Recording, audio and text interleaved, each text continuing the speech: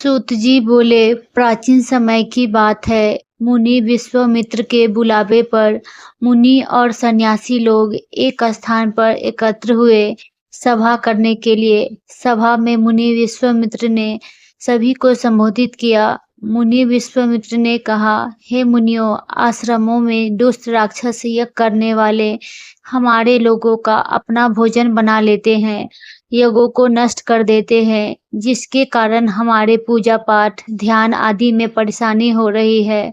इसलिए अब हमें तत्काल उनके कृतज्ञों से बचने का कोई उपाय अवश्य करना चाहिए। ऐसा सुन सब ऋषि मुनियों ने स्वर्ग को प्रस्थान किया।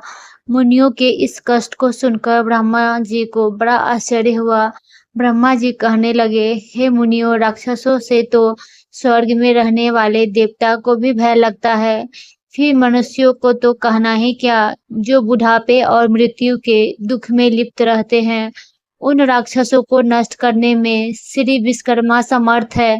आप लोग श्री विश्वकर्मा के शरण में जाएं। इस समय पृथ्वी पर अग्नि देवता के पुत्र मुनि आगिरा यज्ञों में श्रेष्ठ पुरोहित है, और जो श्री विश्वकर्मा के भक्त है वही आपके दुखों को दूर कर सकते हैं। इसलिए हे मुनियों, आप उन्हीं के पास जाए।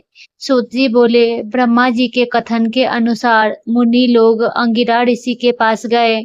मुनियों की बातों को सुनकर अंगिरा ऋषि ने कहा, हे मुनियों, आप लोग क्यों व्यर्थ में इधर उधर मारे मारे फिर रहे हो?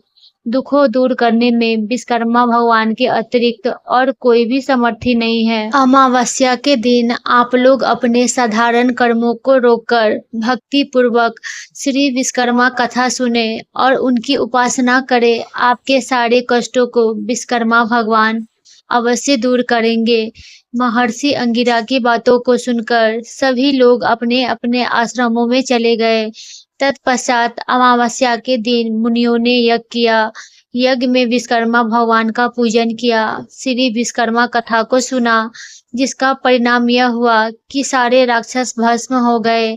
यज्ञ विघ्नों से रहित हो गया, उनके सारे कष्ट दूर हो गए। जो मनुष्य भक्ति भाव से विश्वकर्मा भगवान की पूजा करता है, वह सुखों को प्राप्त करता हुआ संसार में बड़े पद को प्राप्त करता है। कहानी अच्छी लगी तो लाइक, शेयर एंड चैनल को सब्सक्राइब करें।